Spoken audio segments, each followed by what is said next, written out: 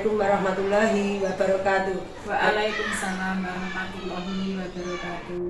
Perkenalkan, saya Mariati CGP Angkatan 9 Kabupaten Wonogiri yang hari ini tidak sendirian. Saya bersama Ibu Kepala Sekolah SDN 2 Gambir Manis, Ibu Sunarsi SPD, yang kali ini akan saya wawancarai tentang tugas demonstrasi kontekstual modul 3.1. Baiklah, tidak perlu lama-lama saya mengawali perbincangan ini, langsung ikuti agenda kami pada percakapan wawancara modul 3.1 kali ini. Assalamualaikum warahmatullahi wabarakatuh, Bu Narsi. Waalaikumsalam warahmatullahi wabarakatuh, Bu Mariati. Selamat pagi, Bu Narsi, apa kabar? Selamat pagi, alhamdulillah, kabar sehat. Baik, Bu. Alhamdulillah, keluarga sehat semua, Bu. Alhamdulillah. Alhamdulillah, semoga senantiasa diberikan kesehatan sehingga dapat membersamai kami di SDN 2 Gambir Manis dan juga anak-anak tentunya. Amin. Baiklah, Bu Narsi, terima kasih sebelumnya atas waktu longgarnya pada kesempatan kali ini yang akan membantu saya dalam menyelesaikan tugas CGP Angkatan 9. Ya, Bu. Nah, semoga kegiatan hari ini membawa manfaat, Ibu. Amin. Baiklah, untuk pertanyaan yang pertama ini, selama ini bagaimana Ibu Sunarsi dapat mengidentifikasi kasus-kasus yang merupakan dilema etika atau bujukan moral selama di SDN 2 Gambir Manis? Ya, ini Bu Mariati, sejauh ini saya tidak melakukan identifikasi secara khusus, namun saya mempelajari dan menyimpulkan kasus yang terjadi tersebut, kemudian akan saya gunakan sebagai bahan tindak lanjut pengambilan keputusan, baik dilema etika maupun rujukan moral. Berarti selama ini belum mengidentifikasi secara rinci, Ibu, tapi sudah melakukan beberapa hal sebagai langkah tindak lanjutnya. Baik, Bu. Untuk pertanyaan kedua, selama ini bagaimana Bu Narsi menjalankan pengambilan keputusan di sekolah SDN 2 Gambir Manis, terutama untuk kasus-kasus di mana ada dua kepentingan yang sama-sama benar atau sama-sama mengandung nilai kebajikan? Ya, dalam mengambil keputusan di SD 2 Gambir Manis ini, Bu, terlebih dahulu saya melakukan koordinasi atau musyawarah dengan pihak terkait seperti guru, orang tua siswa, komite sekolah, atau pihak lain yang diperlukan. Dan langkah ini saya lakukan tidak hanya untuk masalah yang serupa, akan tetapi saya lakukan untuk beberapa masalah lain yang bersifat mendesak untuk segera diambil keputusan. Oh iya, baik, berarti tetap bergandengan tangan dengan ibu bapak guru di sekolah, komite, orang tua, juga apalagi yang sifatnya mendesak gitu ya. Oh iya, terima kasih. Selanjutnya untuk langkah-langkah atau prosedur seperti apa yang biasa Ibu lakukan selama ini dalam pengambilan keputusan? Ya, saya tidak memiliki langkah-langkah atau prosedur yang baku, Bu. Akan tetapi saya akan selalu mengusahakan jalan musyawarah mufakat. Apabila diperlukan, saya akan melibatkan komite sekolah, orang tua siswa, atau bercurah pendapat kepada orang yang saya pandang lebih kompeten. Namun saya selalu mengedepankan skala prioritas.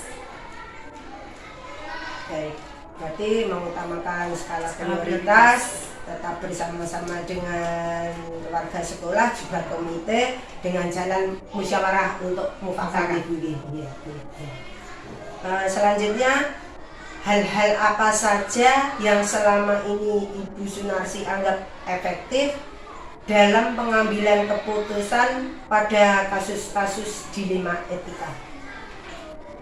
Hal-hal yang efektif menurut saya, misalnya sebagai contoh, musyawarah dengan beberapa orang atau pihak yang terlibat dalam situasi tersebut. Dalam musyawarah ini, saya mengumpulkan fakta-fakta yang relevan, yang berkaitan dengan masalah. Setelah melakukan pertimbangan yang matang, dengan pikiran yang jernih, kemudian saya baru mengambil keputusan agar keputusan yang saya ambil tepat. Nah, cara ini mungkin juga efektif untuk mengambil keputusan selain masalah terkait dilema etika maupun rujukan moral. Baik, berarti langkah Bu Sunarsi selama ini yang efektif adalah musyawarah dan melibatkan semua warga untuk mengambil kata sepakat dan perlu berpikir jernih ketika menentukan keputusan tersebut dengan berbagai pertimbangan tentunya. Terima kasih. Selanjutnya, hal-hal apa saja yang selama ini merupakan tantangan dalam pengambilan keputusan pada kasus-kasus dilema etika? Sejauh ini tantangan yang saya hadapi dalam pengambilan keputusan pada kasus-kasus dilema etika adalah ketika berhadapan dengan guru senior yang belum tentu sepaham. Baiklah Bu, berarti ketika kita bermusyawarah dan ada sedikit perbedaan pendapat, itu kadang menjadi tantangan bagi Bu Narsi. Selanjutnya, apakah Ibu memiliki sebuah tata kala atau jadwal tertentu dalam sebuah penyelesaian kasus dilema etika? Dan apakah Ibu langsung menyelesaikan di tempat atau memiliki sebuah jadwal untuk menyelesaikannya? Bentuk atau prosedur seperti apa yang Ibu ambil untuk menentukan langkah tersebut? Saya tidak memiliki tata kala atau jadwal tertentu dalam menyelesaikan kasus dilema etika. Saya lebih menyesuaikan masalah yang ada. Apabila masalah tersebut menuntut untuk segera diselesaikan, maka langsung saya selesaikan di tempat. Namun, jika ada masalah yang proses penyelesaiannya membutuhkan musyawarah, maka saya juga perlu berguru dengan orang yang lebih berkompeten. Demikian. Berarti sekalipun Ibu sudah sebagai penanggung jawab di SDN Jualan Bimanes, tetap melibatkan pihak-pihak yang terkait. Baiklah, selanjutnya, adakah seseorang atau faktor-faktor yang selama ini mempermudah atau membantu Ibu dalam pengambilan keputusan dalam kasus-kasus dilema etika? Tentu saja ada, Bu. Seseorang atau faktor-faktor yang mempermudah atau membantu saya dalam mengambil keputusan, khususnya kasus-kasus dilema etika, adalah teman-teman guru atau orang yang lebih kompeten, lebih berpengalaman terhadap topik masalah tersebut. Luar biasa Ibu, jadi tetap melibatkan rekan sejawat dan juga pihak-pihak terkait berkemampuan. Untuk pertanyaan yang terakhir, dari semua hal yang telah kita perbincangkan, pembelajaran apa yang dapat Ibu petik dari pengalaman Ibu dalam mengambil keputusan dilema etika selama ini? Ya, begini Bu Karyati, Pembelajaran yang dapat saya ambil dari pengalaman ini adalah bahwa setiap pengambilan keputusan penting sekali untuk melakukan musyawarah dalam lingkup yang kecil maupun dalam lingkup yang lebih luas. Seperti itu, Bu. Baiklah, luar biasa sekali berbagai informasi yang dapat saya peroleh dari Ibu Sunarsi selaku Kepala SDN 2 Gambir Manis. Tentunya ini sangat memberi inspirasi, memotivasi kami juga teman-teman yang lain dalam membangun kebersamaan di SD kita tercinta ini, Ibu. Terima kasih atas waktunya, sudah meluangkan waktu, juga berbagi pengalaman dan dalam menyelesaikan tugas saya di CGP Angkatan 9 ini, Bu. Ya, sama-sama Bu Mariati. Begitu juga saya dalam menjawab pertanyaan-pertanyaan Bu Mariati. Apabila kurang benar, kurang sempurna, saya juga mohon maaf yang sudah sebesar-besarnya. Semoga Bu Mariati dalam melaksanakan CGP ini berjalan lancar dan sukses. Amin. Terima kasih sekali lagi atas doa dan supportnya dari Ibu Nancy. Sehat selalu, salam untuk keluarga juga teman-teman yang lain, Ibu. Ya. Baiklah, beginilah perbincangan saya bersama Ibu Kepala SDN 2 Gambir Manis, Ibu Sunarsi SPD. Semoga memberikan motivasi, semangat, inspirasi bagi kami dalam membangun pendidikan di Satuan Pendidikan SDN 2 Gambir Manis. Terima kasih, kurang lebihnya mohon maaf. Tetap semangat dan bahagia. Assalamualaikum warahmatullahi wabarakatuh. Assalamualaikum warahmatullahi wabarakatuh. Bersama saya Mariati CGP Angkatan 9 Kabupaten Wonogiri. Di sini saya akan mewawancarai Ibu Niase ya, yang merupakan Kepala Sekolah TK Hajah Patisah Kerjo Gambir Manis Pracimantoro. Tidak perlu panjang lebar, ikuti perbincangan kami. Assalamualaikum warahmatullahi wabarakatuh. Bu Niase. Waalaikumsalam. Apa kabar, Bu? Alhamdulillah sehat. Sehat walafiat, keluarga juga sehat. Alhamdulillah. Anak-anak lengkap hari ini masuk sekolah semua, Bu. Alhamdulillah masuk semua. Ada berapa anak, Bu?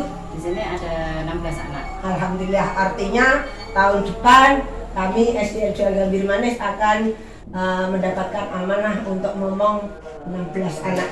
Bu, amin. Semoga semua dipermudah dan lancar, ya, Bu. Amin. Sebelumnya juga saya menyampaikan terima kasih yang sebesar-besarnya.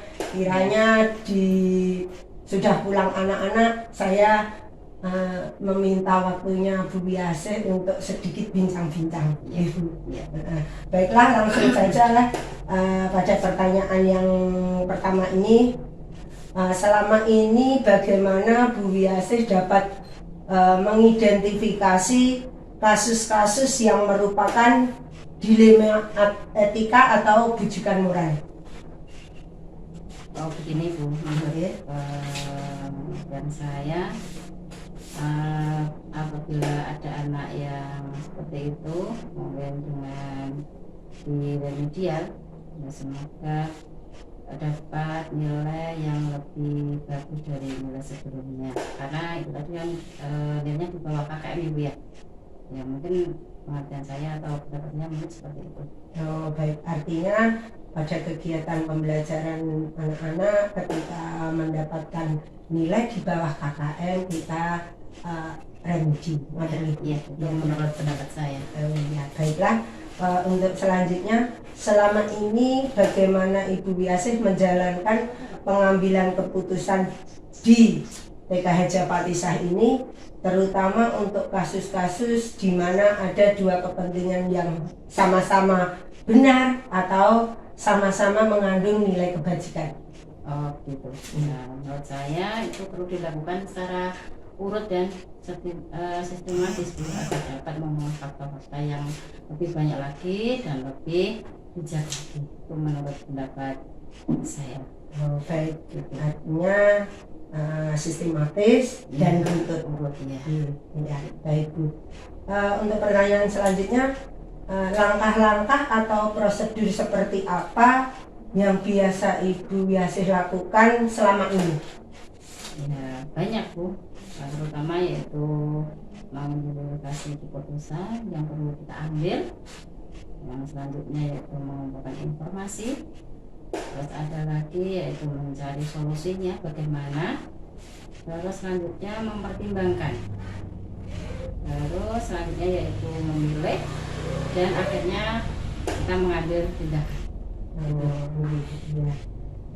Banyak mengikuti atau mengumpulkan informasi yang real atau sekali itu dengan penuh pertimbangan sehingga diputuskan yang tepat. Tindakan tadi. Baiklah Bu, selanjutnya hal-hal apa saja yang selama ini Ibu anggap efektif dalam pengambilan keputusan pada kasus-kasus dilema etika? Oh iya, pengambilan keputusan yang efektif kalau menurut saya itu perlu ini tuh mengenali nilai-nilai yang saling bertentangan dan juga menentukan siapa yang terlibat di dalamnya. Terus jangan lupa mengumpulkan faktanya juga dan pengujian benar dan salahnya dan juga pengujian benar dan benarnya. Gitu. Oh iya, bijaksana sekali Ibu, jadi tidak gegabah dalam menentukan keputusan tersebut Ibu. Oh iya, baiklah. Selanjutnya, hal-hal apa saja yang selama ini merupakan tantangan dalam pengambilan keputusan pada kasus-kasus dilema etika tersebut? Kalau itu kemungkinan ini tidak cukup fakta, hanya itu mungkin.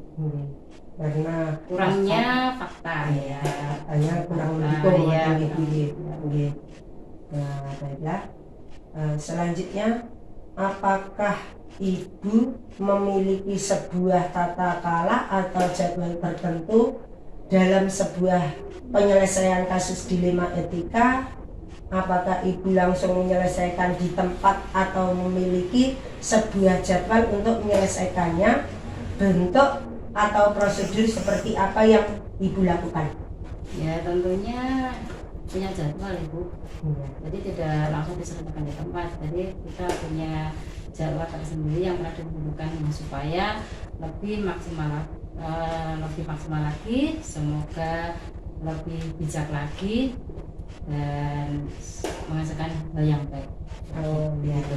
Kita harus mempunyai jadwal. Iya. Terjadwal nih. Iya.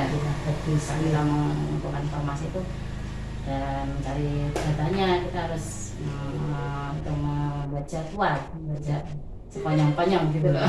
Iya. Dadakan. Iya. Setuju.